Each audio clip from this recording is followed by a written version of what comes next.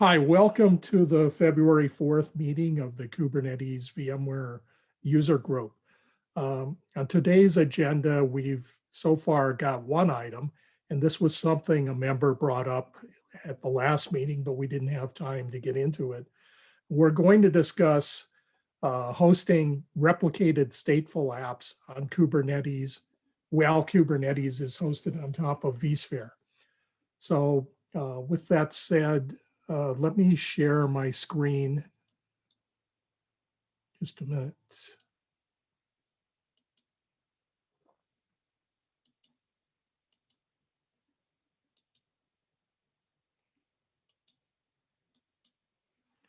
Okay, I assume you can all see this because I tested it a little bit a few minutes ago.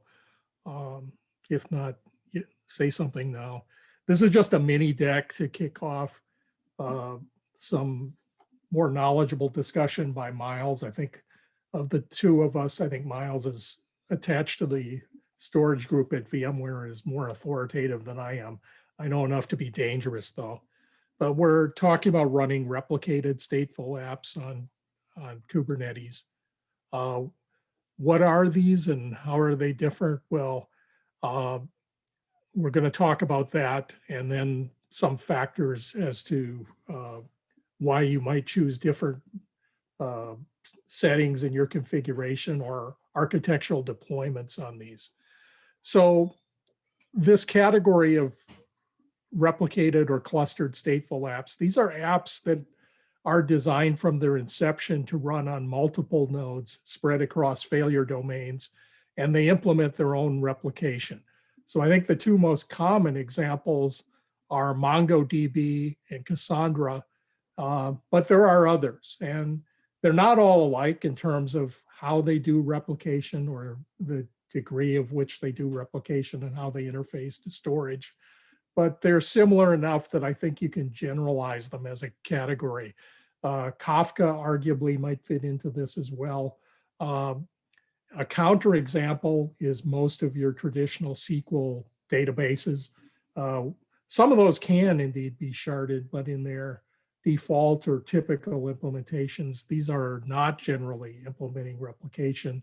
And if you really want to have these things to be bulletproof with high availability, they typically came from an era where that responsibility was left with the backing storage layer. So one thing I found useful is that when it comes to running these sorts of apps on top of Kubernetes, there's a lot of people doing that in a lot of places. You know, vSphere isn't the only one.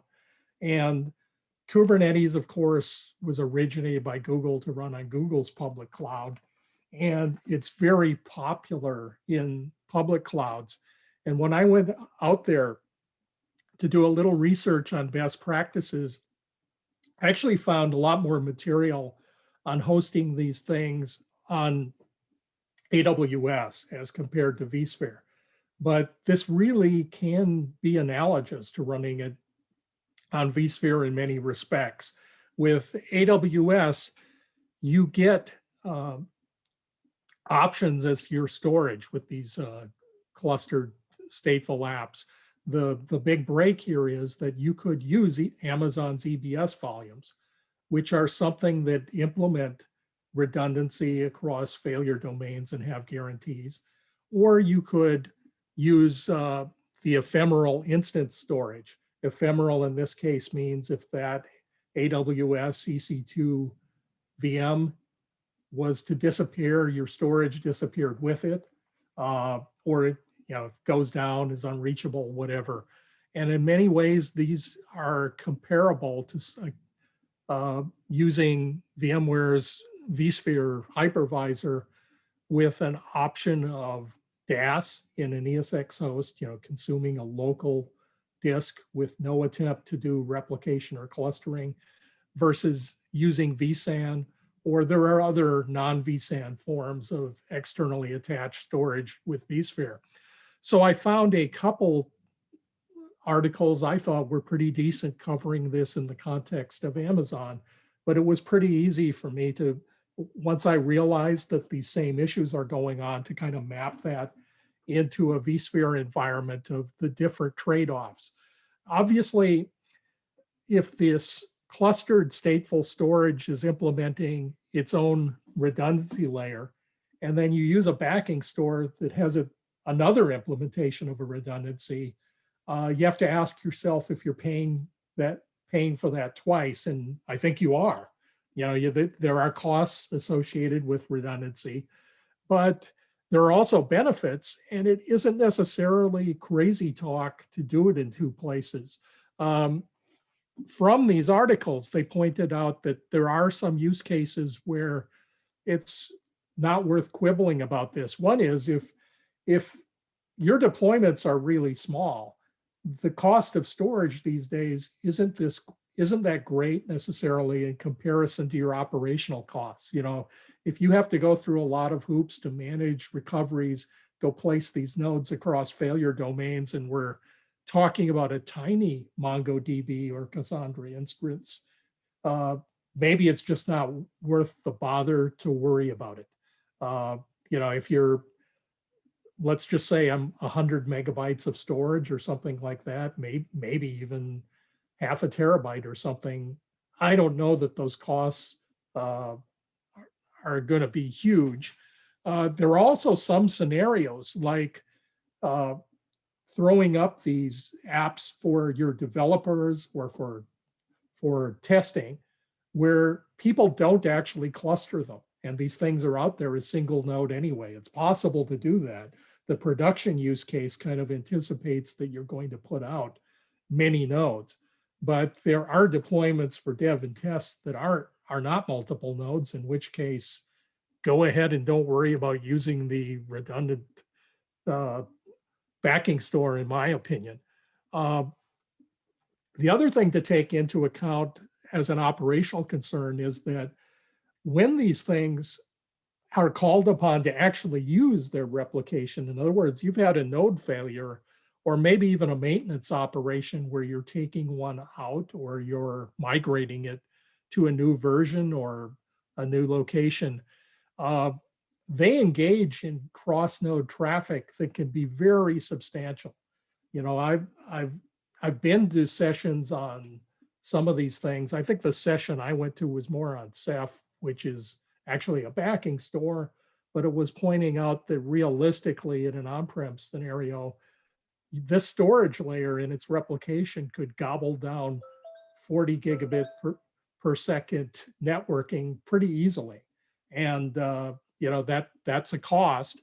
You can either pre-allocate that level of storage or suffer service level brownouts when you do have failures, because this cross network node traffic could really impact other application layer production workloads so that you can't meet service level guarantees unless you kind of, let's say, over provision your storage.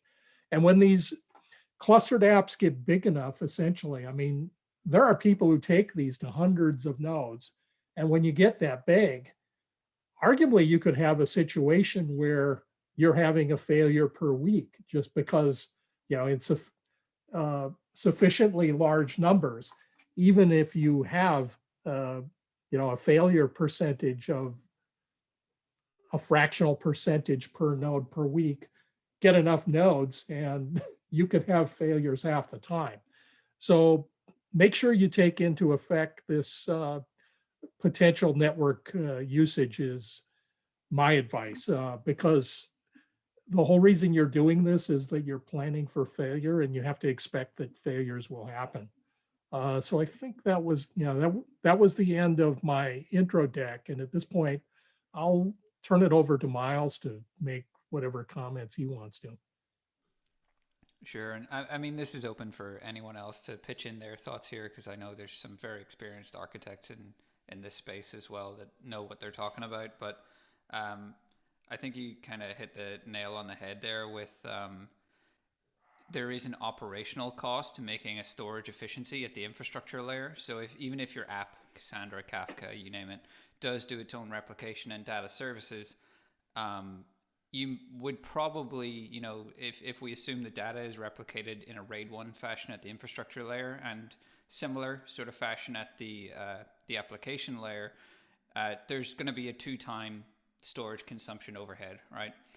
And until you get to a scale, which is probably in the petabytes, not in the terabytes, it probably doesn't make sense to try and realize the storage efficiency at the infrastructure layer because of the operational cost and operational complexity around co-locating data with the storage. So if you take Kubernetes as an example, and you've got a Cassandra deployment out there, and you have 3 Cassandra nodes, for it to make sense, or for it to work, for you to have like a storage efficiency at the underlying infrastructure layer, we're assuming you have some kind of direct attached disk. So think of like a local VMFS data store on an ESXi host. You would need to make sure that the compute, so the pod, is scheduled on the same node as that storage for it to be able to access it. That is non-trivial. You would have to write some kind of controller for that to run inside Kubernetes to make sure that whenever the pod is scheduled, it's scheduled along with the volume. You could do that with wait for first consumer or some other parameters that are in CSI. But whenever it comes to failures, if you have a failure, that pod obviously can't come up anywhere else because its PVC is going to be isolated to that one node. So you kind of have to ask yourself, is it worth trying to save money on disk, which is pretty cheap these days, whenever you're going to create an operational minefield, realistically, unless you have some really robust integration between the infrastructure layer and the application layer, you're probably going to have a bad time if you try and do something like that. At least today, the Kubernetes community is getting more and more aware of storage affinity to compute nodes and stuff like that. So that will improve in future. Just today, every time I've looked at this and every time I've tried to run it, there are so many failure scenarios that are possible that it makes it not worth trying, to be honest, unless you are at a scale where you're like, this is a rack and it only does this thing, then it would maybe be worthwhile, right? Because you're going to make a big saving on the storage. Steve? Yeah, in terms of another comment that just occurred to me, in terms of Kubernetes community effort for this, they did initiate the Stateful Set as an attempt to address deployments of these cluster-aware stateful apps. But I went back just as research for today's meeting and looked at that. And one thing, I was involved with the planning for stateful sets, and we had admirable goals. But one thing that disturbed me is the docs on those things don't appear to have been updated for like years at this point. And it would make me a little nervous as to whether that initial momentum behind it has been maintained. I'm not saying it hasn't. It could be the stuff is great.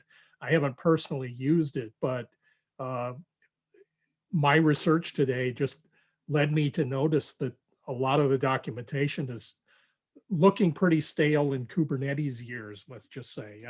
This project moves so fast, particularly over in the CSI front, that I'm a little nervous if something hasn't had a lot of attention for over a year.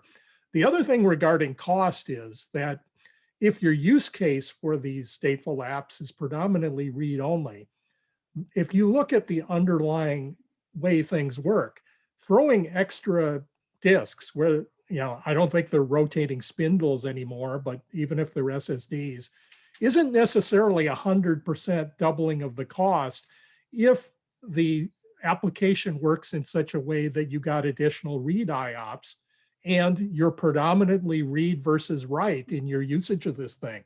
Because it could be that you really could benefit greatly from those extra IOPS, so that if under the covers you've got more SSD drives there, they should be providing double the IOPS. And if you needed them anyway, well, suddenly there's no extra cost to what you've got going on there.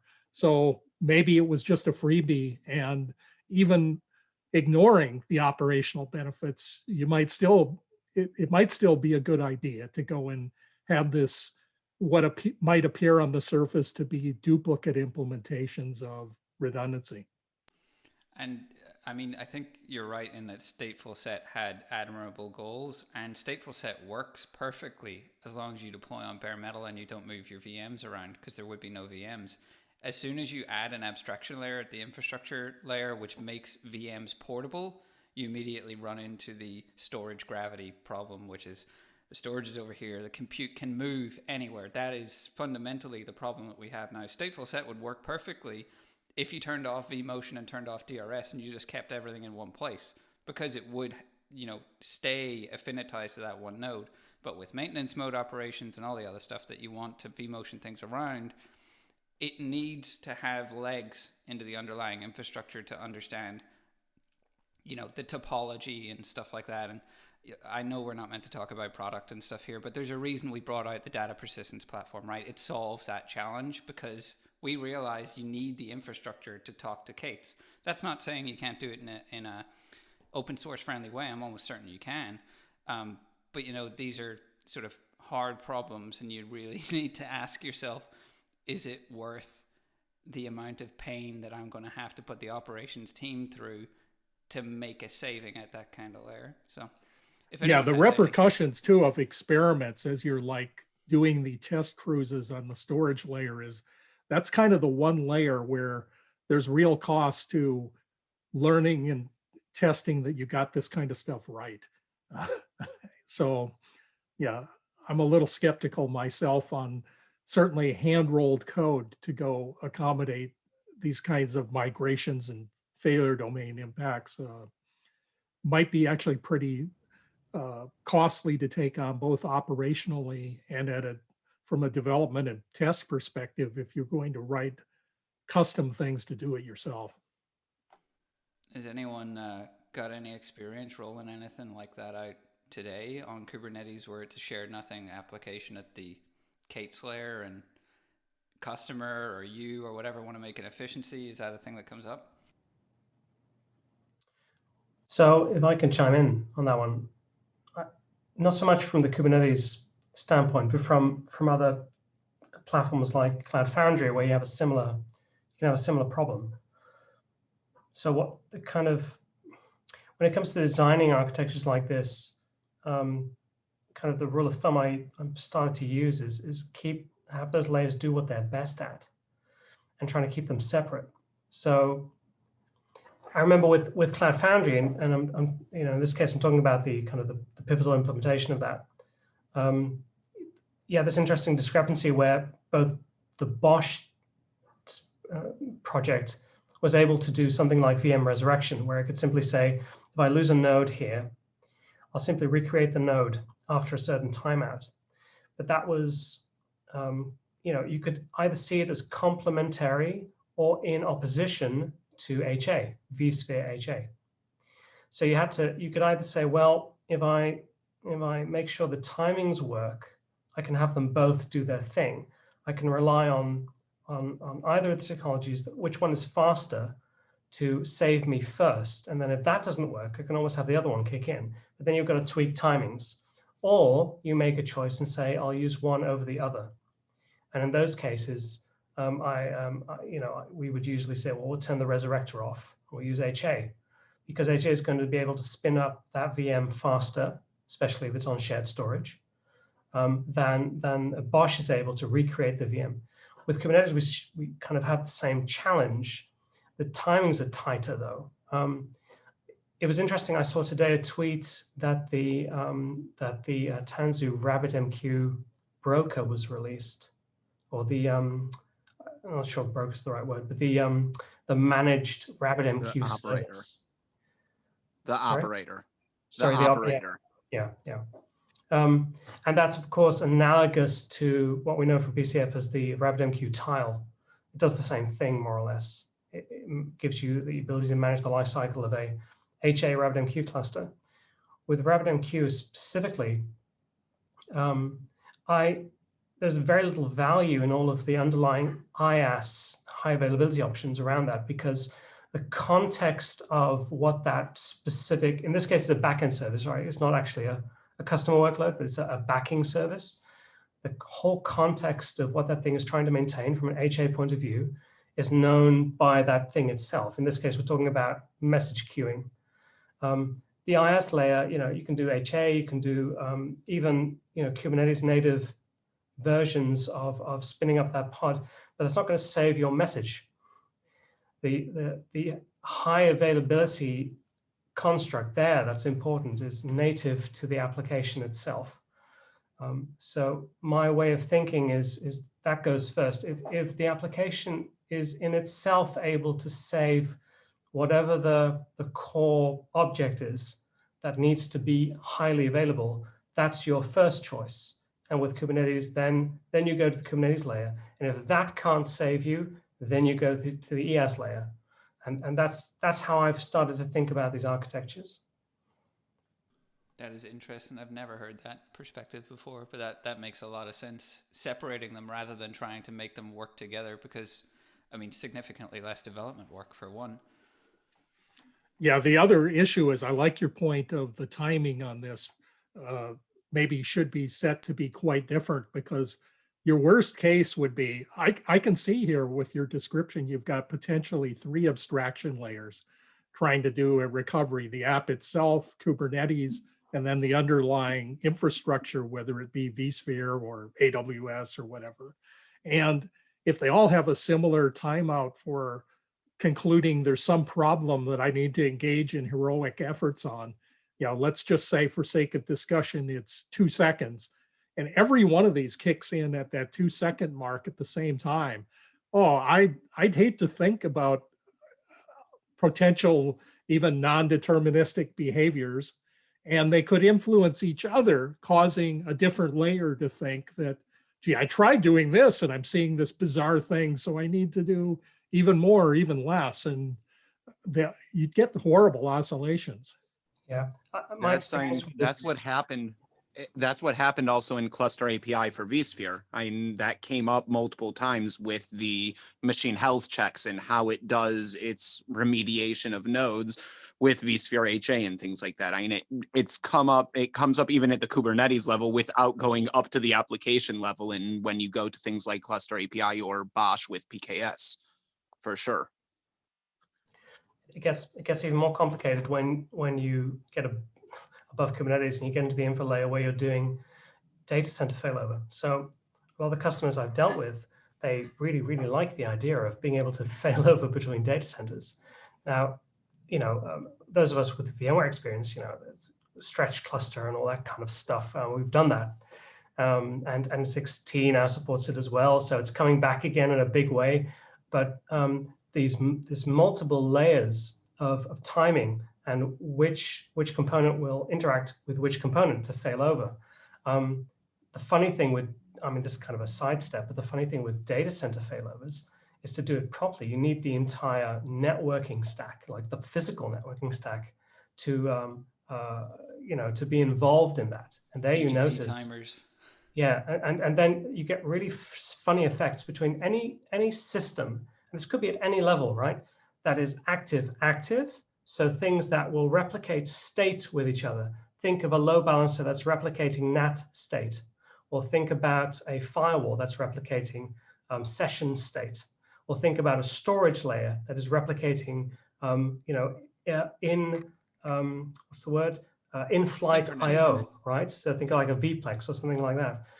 All these layers have to interact, and you lose data at any of these stages and you have a problem. So timing becomes crazy. But there's very few people who can see the whole stack, right? So these things become exponentially complex. And we're kind of creating that in microcosm with these abstraction layers within Kubernetes. And we always have to keep that in mind. So I would love to hear everyone's opinions on the thoughts of putting Kubernetes on stretch clusters, because to me, it's a terrible idea and you should never do it. And you should have a discrete Kubernetes cluster per site and do not try and fail it over like a traditional system.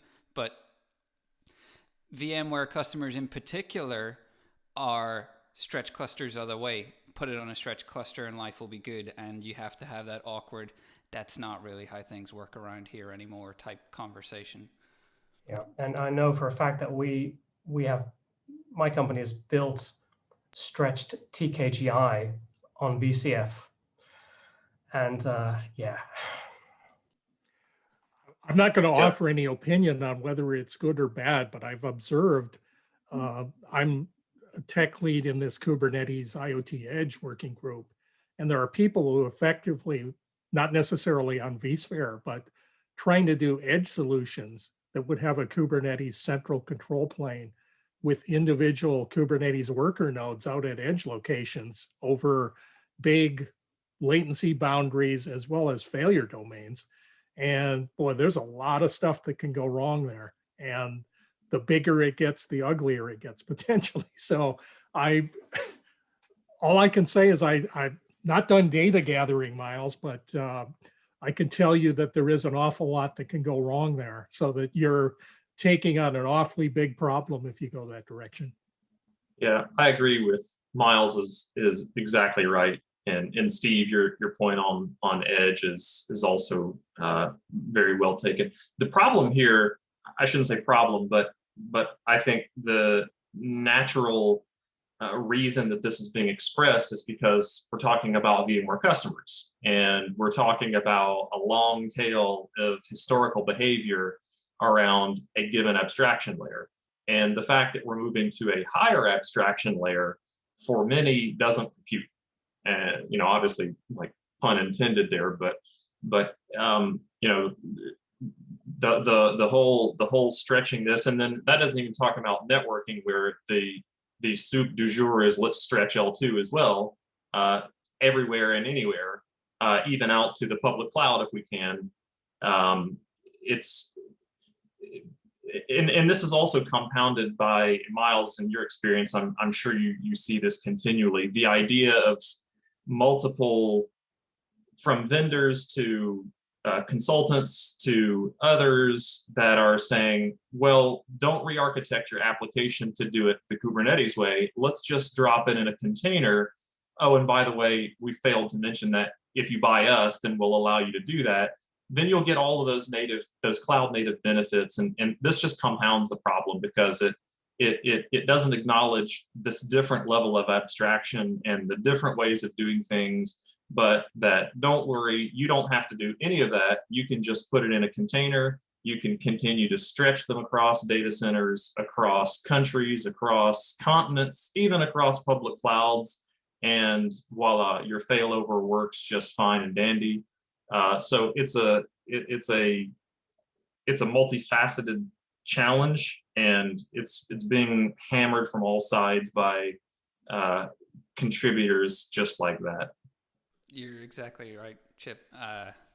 I think vendors are as much to blame as anyone else when it comes to this, because it's the whole CIO talk. We don't need you to re-architect your application for this new platform. We'll just make it work. When in reality, yeah, maybe they can just make it work, but all it does is kick the can down the road. It doesn't solve the problem. It makes the problem the future's problem and not the now's problem. But yeah, I think it's kind of short-sighted. Anytime I do a talk with a customer that's like, we've got this Windows app and we're going to run Kubernetes on Windows, and what we're going to do is we're just going to containerize the thing and run it in Kubernetes with no code changes. It's like, good luck with that. I never want to speak to you again. Yeah, it's and I think, you know, as a community, we're on the same page largely, but it's not as if, you know, as a company leader, that's a very difficult pill to swallow when someone comes in and says, okay, it's going to cost you $80 million to completely rewrite all of this in a cloud native way. And yes, many times that's true because of, you know, a legacy of 25 years worth of operations that you're talking to a petabyte large Oracle database. Okay, you know, there's limited things that we can do there, but there are some benefits that can be achieved by adopting some of these better practices. But the thing that far too many people, vendors, consultants, et cetera, are afraid to speak up and say is, you may not get all of those benefits. You might get some of them, but don't expect to realize all of those benefits. Like, there's cloud native is not a silver bullet, and failover between data centers is not going to help you with your silver bullet manufacturing process. So there's blame on both sides, but it's a challenging thing, and it's especially, you know, I think the reason I bring this up in the VMware group is because, you know, VMware has so many customers that there's still a very, very large ramp up where a lot of those customers that have been doing nothing but vSphere for a decade are now switching and doing Kubernetes. And now they're having to, get ramped up on this learning curve and figure out how we understand these concepts. And well, is that like DRS? Is that like vMotion? Is it like all this and that? And no, not necessarily, but trying to translate this information in a way that makes sense, but also convey, these are the things that you should really, really do. And these are the things that you really shouldn't think of doing anymore. Yes, you used to do that, but now is a different way.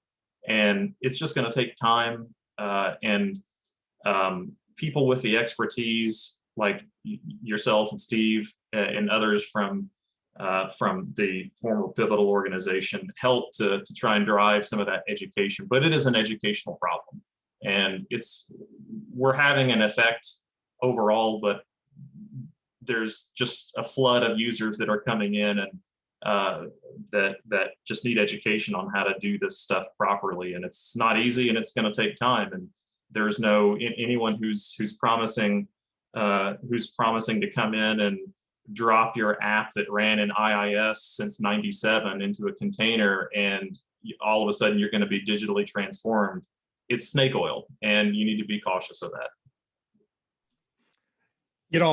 I agree with you, and I really still am thinking that when Robert kicked off this discussion, pointing out the dueling abstraction layers, I thought that was great, and I did invest some time in doing a search out there for prior articles. This isn't heavily covered in a way that users are likely to discover it.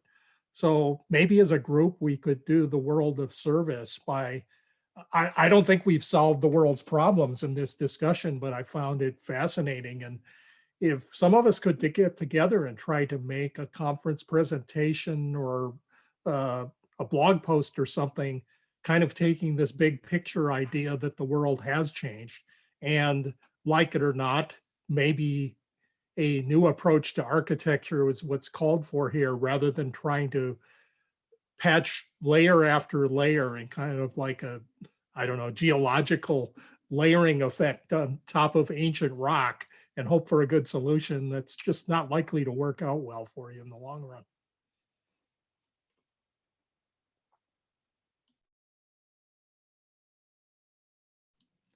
So Robert, did you have you come to any conclusion yet on where, in terms of timing for recovery, if you face the fact that the application has potential instrumentation and recovery efforts going down to Kubernetes, then going down to infrastructure, which one do you think should be on the fast reaction time versus the slow? And or have you still found nothing but kind of bad counterexamples and not discovered the magic solution yet?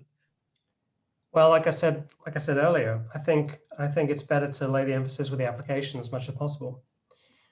Treat Kubernetes or any PaaS platform as a landing place, right, an airfield, but separate airfields. Don't try to solve everything at the bottom layers. Leave as much of that responsibility with the app as possible. But like Chip pointed out, right, the learning curve for some of these application teams, right, they're not ready for that. They're not ready for handing over for accepting the responsibility of things like state failover. They don't know how to do it. They don't know how to build their application architectures like that. And especially if you have an off-the-shelf application where you're not in control of how the application handles, the failure of a container, the failure of a node. The responsibility then devolves automatically to the layer beneath it. I think the challenge for us, especially those who kind of have one foot in both worlds, is to keep reminding both sides of that world where these interactions are.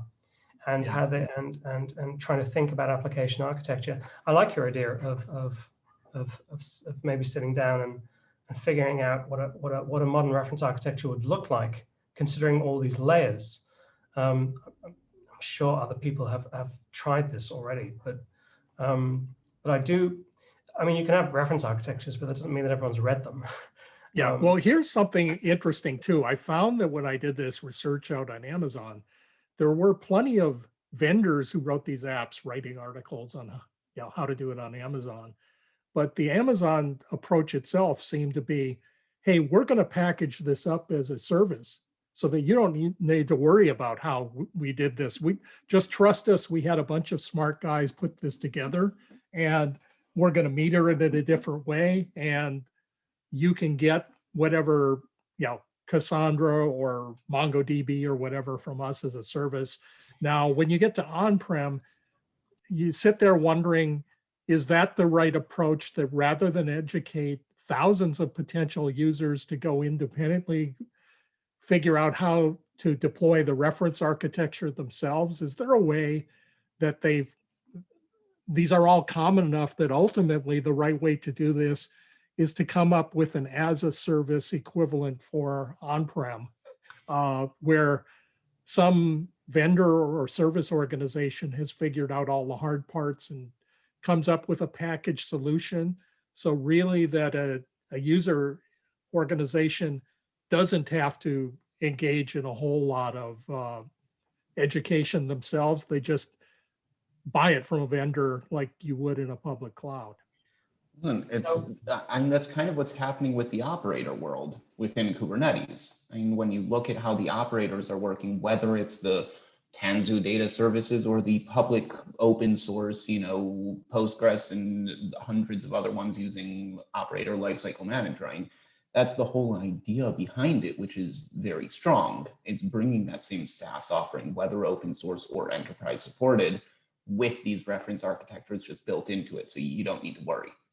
The difficulty is when it's the in-house solutions, when it's your own application and how you do it from your application. Because any off-the-shelf one, there have been solutions always for provisioning databases on-premise. Maybe not as great as something like RDS or things like that, but they've existed and they exist now with operators. The question is how you change the mindset. And the issue with operators is that you make it so easy for someone that they don't think about it at the next layer, which is their application that's actually using that data service. And that's not any less important.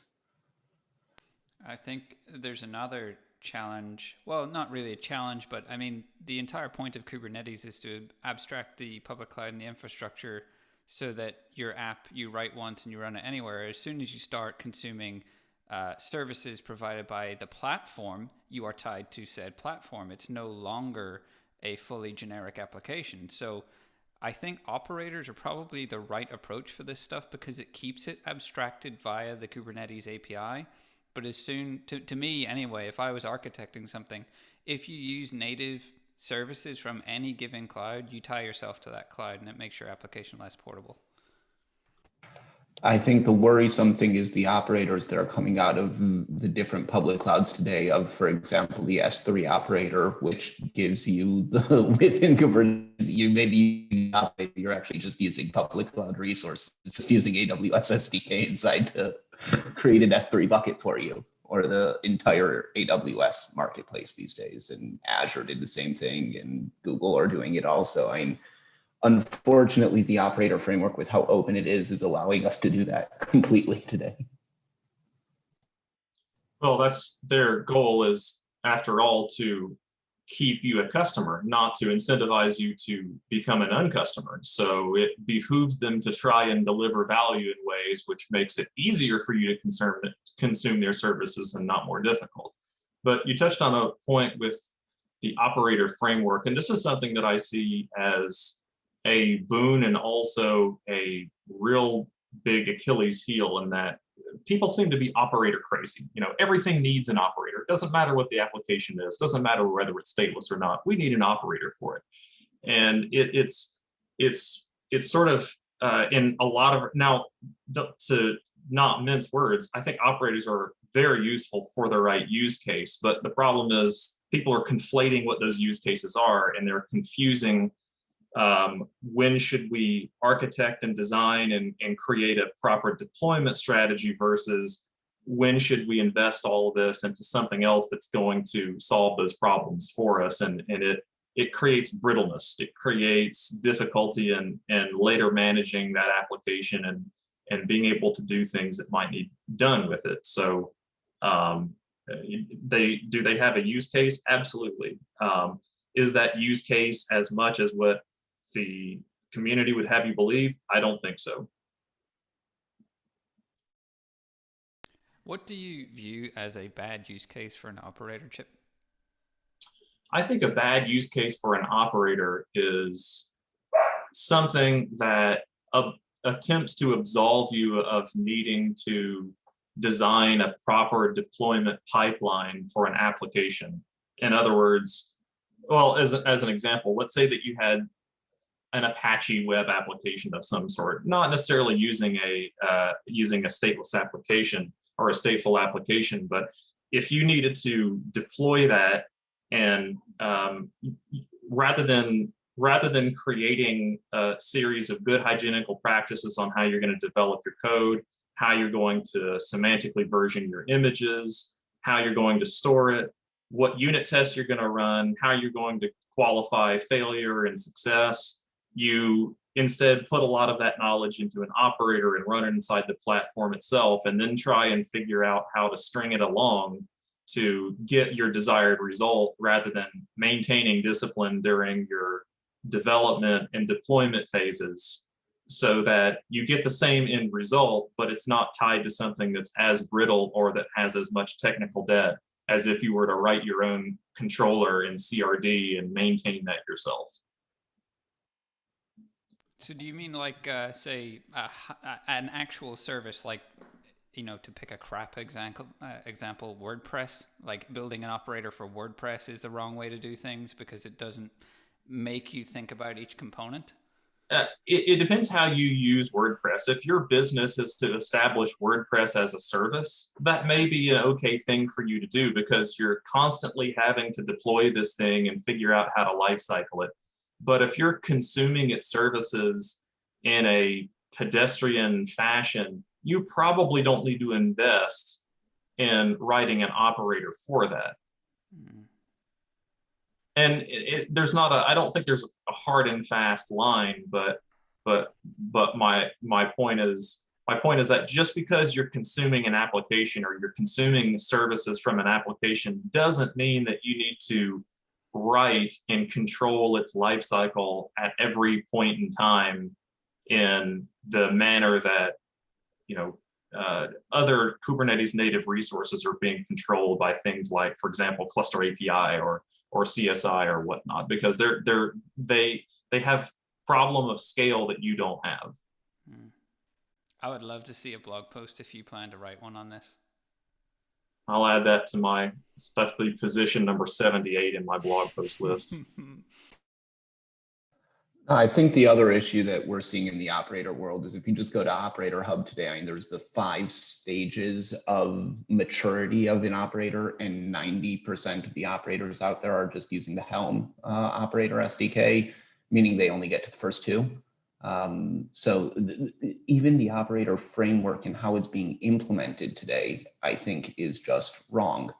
I think the idea of it is strong when you add in the layers of the backup and recovery layers, and you add in the full lifecycle layers, and you actually create a full-fledged operator. It's a great solution. But the fact that people today are just, it's a buzzword, an operator. So all they're doing is running in operator SDK, creating a new project and throwing in a Helm chart and then calling it an operator. Just adds more technical debt to them, because to deploy that, then to upgrade that, to change your operator, to update your applications afterwards, adds a huge level of complexity on it that you're just pushing off and doesn't give you the flexibility that you really want today.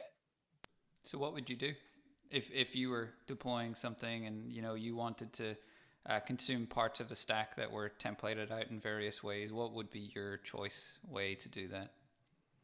Today, I mean, I'm really torn because I usually like using what the community is using. I don't believe in open source that has 2 stars on GitHub and that no one actually uses and just calling it open source because it is.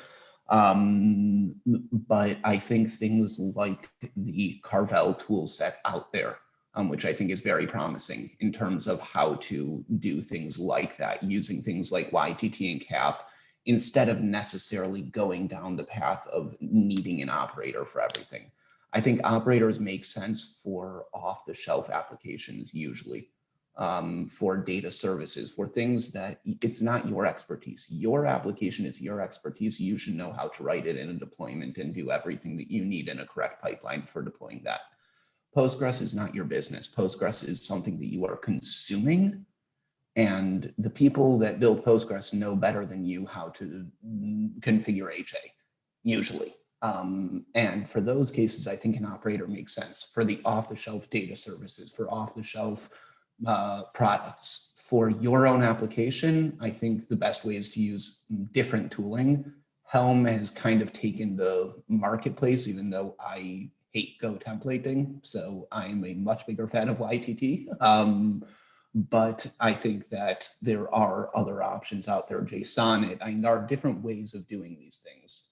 But I think, you know, we need to readdress that subject in the community, because operators for your own application, unless you're deploying it 100 times a day, I don't see the big benefit over just creating a service in a deployment in Kubernetes. Yeah, just use Argo CD and GitOps, and you deploy your application part via, you know, a standard pipeline method, and maybe the operator setup is part of the pipeline, but you don't need an operator for all the components. Exactly. Yeah, that was a good point. I should have mentioned that, and so I'm glad Scott brought it up. The point that I was layering on top, which I should have come on top of Scott, was to say, just because you're running Postgres doesn't mean that you necessarily need an operator. Like, maybe you do if you're running lots of it and you're running it in, you know, in high scale and you have a lot of dependencies on it. But as microservices typically have their own dedicated data stores, you're probably not talking about an 80 terabyte database in Postgres that's being used by 400 different microservices. I mean, hopefully not. So, you know, what is your sphere of concern? Like, if you're wanting to control one or two, or maybe one or two clusters worth of Postgres, maybe you don't use an operator. Maybe you just figure out how to operate Postgres properly without delegating that to a piece of machinery.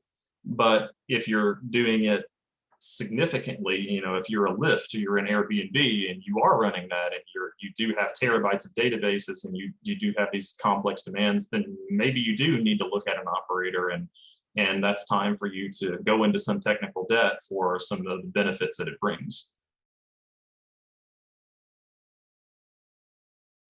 Can I ask you guys? It's like a slight step back. We're talking here about ancillary services that we're exposing through operators, not so much the customer workloads themselves. One of the experiences that I've had so far is that, and this is from the Pivotal perspective, or from the, I should say, Cloud Foundry perspective, is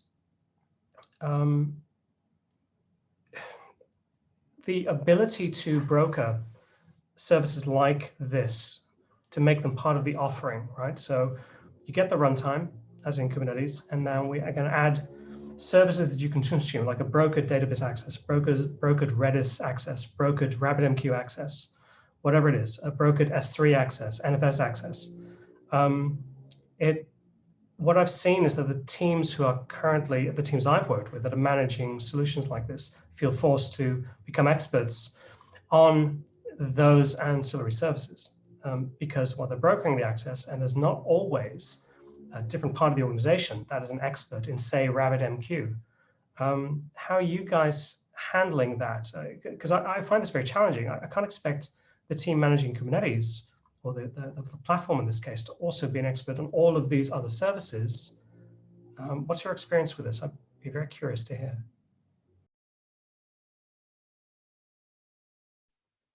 Well, from my experience, what I'm seeing and what I'm advising is a minimum level of competency with these things. You know, if you're going to be in the business of going to a ride in a car, perhaps you should understand its most basic features. Does that mean that you need to be able to pull a camshaft and readjust valves? No, it doesn't. But you should understand the function of a wheel and a gas pedal and a brake.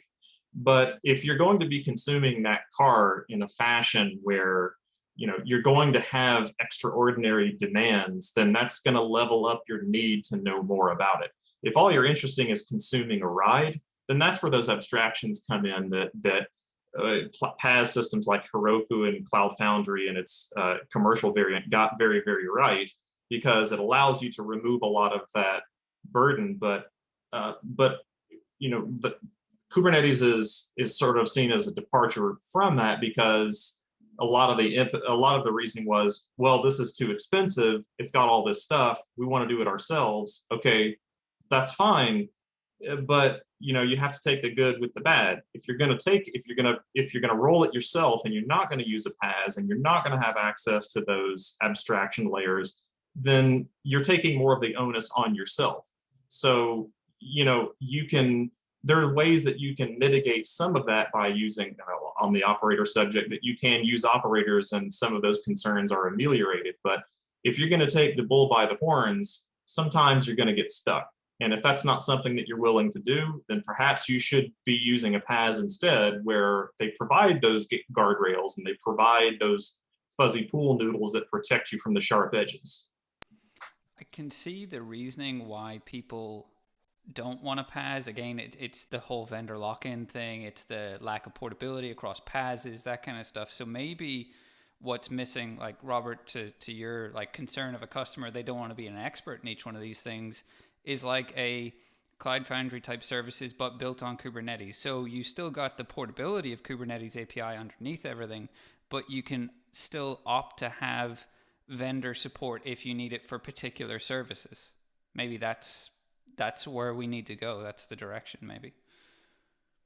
You know, some stuff you're happy to manage yourself, but then other things like, I don't know, Redis or RabbitMQ or Postgres or something. Well, Postgres, literally no vendor in the world supports that, but MySQL and Prometheus and whatnot. Those are examples where you might want to delegate that to a vendor and say, you know, very few people are in the business of running Prometheus. Maybe you are and you sell that as a service, but that may be a prime opportunity where, look, I don't want to figure out how to scale it. I don't want to figure out how to do that. I just want to consume it. So let me go and let me pay somebody else to do that.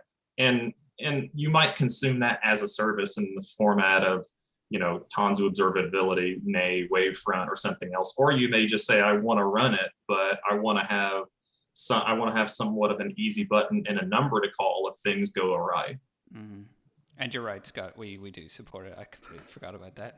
On Kubernetes now with data services. I did not know that. Tanzu data services, there's a Postgres operator. There you go. Postgres MySQL, Gemfire, Greenplum, and RabbitMQ. There you go, Robert. Maybe that's the kind of solution that you need for those customers who want to consume the services. They want it on the K8s API to maintain portability, but they still want to have someone to call. Yeah, and what I've seen is you need to.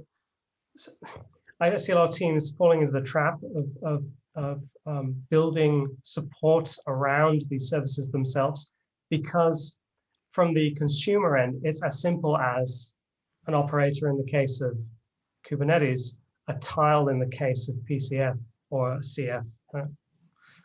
Trying to be vendor neutral here. But it's a discussion at a higher level. It's indeed like, what are you willing to pay for? Which responsibilities are you willing to take on board?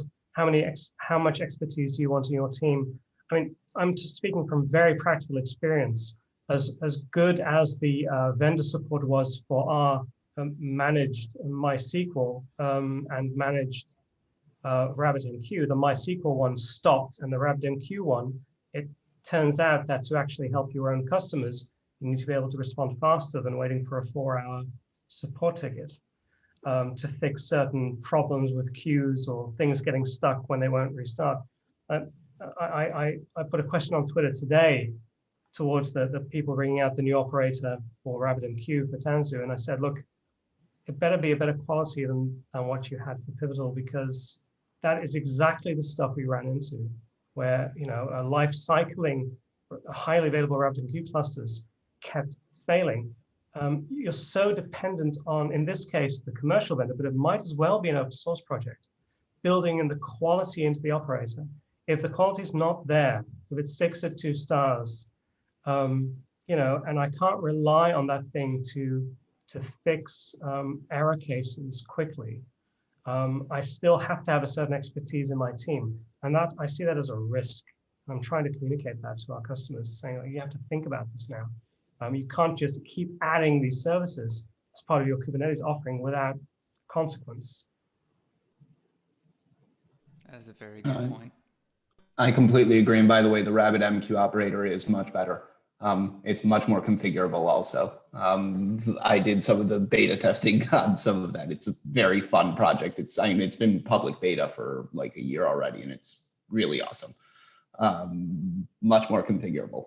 But no, I definitely think that the operators, when you go down, I think the way to go is with the open source also is a great way to get in, because you do have all of these tooling out there.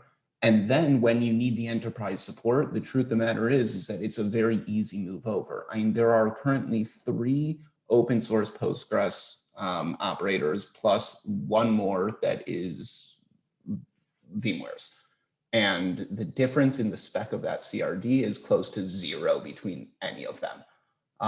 So moving between a different operator is, okay, this person allows you to configure 1 more parameter. That's the difference here.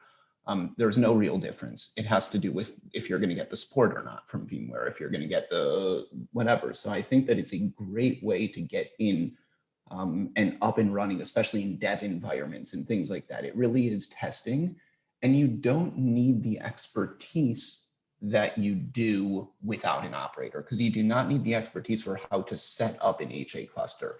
You need the expertise for how to debug Postgres, but for how to deploy Postgres, you don't. So you've already taken down the burden if you trust who wrote the operator. So it kind of depends what skill set is deeper, right? The one to set up an HA cluster or the one to troubleshoot a failed queue failover, right? I'm not too sure about where that balance falls. There's no question. And listen, RabbitMQ, I just did a huge project with RabbitMQ, and it gets very complex in Rabbit, especially with the new types of queues that they've added into Rabbit and things like quorum queues. They get very fun. But overall, in the end, setting up the HA cluster, if you don't need that burden, it may be the lower burden, but any burden you can take off the team, any burden you can take off at any level already makes it a quicker ramp into the product. Because if they had to do it with the open source RabbitMQ binaries and build Docker images out of them and then go and figure out how to do HA, you added a whole new level of complexity for them. So it's not that you took the hard work away, but you took away some of the grunt work from them. Especially the upgrades, because upgrades of RabbitMQ clusters are not fun. Okay, a time check here. A lot of people have already dropped off, but I think we're a little past the limit already. I found this a fascinating conversation. Miles and I thought that we might run short before this started, but this has been one of our better meetings, I think. So I don't even remember who put this on the agenda, but thanks. This was a great topic. And speaking of agenda, if anybody's got any ideas or curiosities, go throw it on that agenda notes document for next time, whatever it is, because we never know what might happen. So all I have to say is thanks, everybody. If anybody else has got any parting remarks, go for it now. Or all I will say is that I agree with Robert, that he agrees with you about the idea of some blog post or some talk or something, you know, on this stuff, because I think it really is interesting, the different levels of abstraction, and it's something that isn't tackled at all, that I think every one of us deals with on a fairly regular basis, and it hasn't been tackled by anyone. Maybe it's a good KubeCon talk. Yeah, and we can't rely on the vendors to cover this. They never have, because their scope is too specific. Mm-hmm. Well, I am a vendor, but if somebody wants to do a KubeCon talk, I'm good at writing CFPs, and I'm happy to like do some of the grunt work on the talk. And maybe this would even be a good panel discussion at a conference. Yeah. that would already be, I think, really helpful to people, maybe. Yeah. Yeah. Up to though. So thanks, folks, again for coming. Definitely. This was a really good conversation. Yeah. This was great. Okay. Thanks, guys. Okay, bye. Bye. Bye.